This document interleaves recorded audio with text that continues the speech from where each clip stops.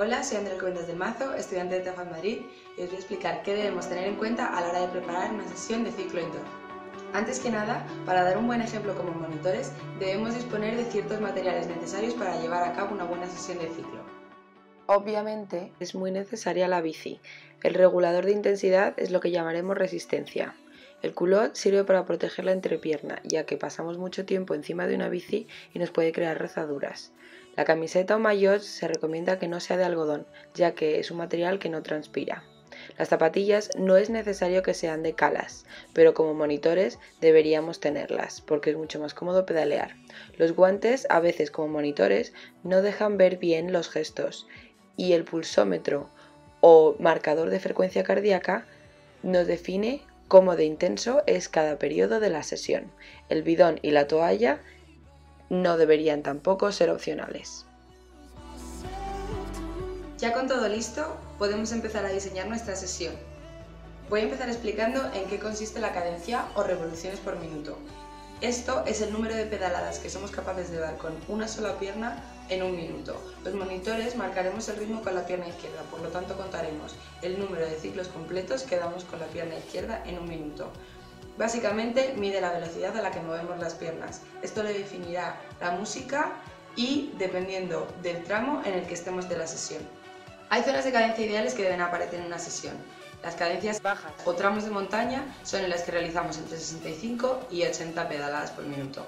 Las cadencias medias o tramos de llano son en las que realizamos entre 81 y 110 pedaladas por minuto. Y las zonas de cadencias altas son los descensos o bajadas. En estas damos 111 pedaladas por minuto hasta 130. Estos últimos tramos que nosotros llamamos de descenso o bajada son algo arriesgados para hacerlo con alumnos de nivel principiante, ya que las piernas alcanzan una velocidad bastante alta y pueden generar lesiones en las rodillas y descontrol de la técnica.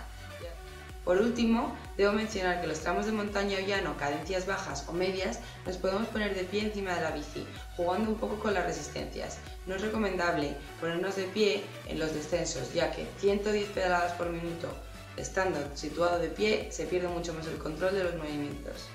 El segundo factor que he mencionado antes, que es muy importante, es la música. Es esencial en una clase de ciclo indoor. Con ella podemos conseguir motivar a la clase y marcar los ritmos para que ellos puedan seguir la clase claramente.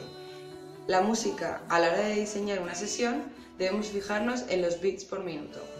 Como se puede ver en esta tabla, la mayoría de canciones desde los 160 bits por minuto hasta los 80 se pueden utilizar en tramos de montaña, porque desde las 65 hasta las 80 pedaladas serían los tramos de cadencia baja. Sin embargo, vemos que para los tramos de cadencias medias o llanos solo podríamos utilizar canciones entre los 80 y los 110 bits por minuto, ya que esto provoca una pedalada a cada bit.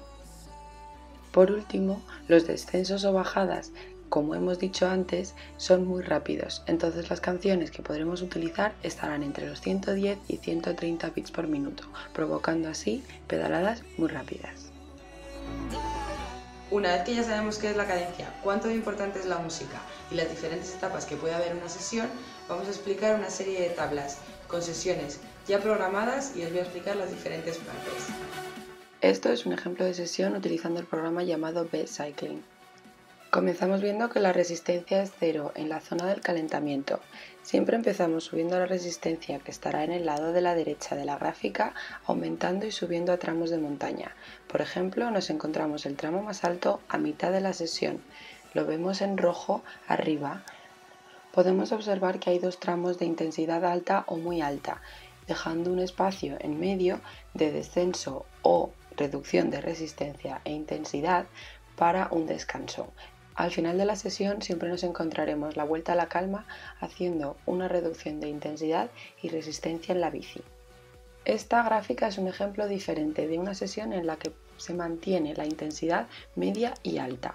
Podemos observar que hay tres tramos de larga duración y de intensidad muy alta y un último pico antes de la vuelta a la calma.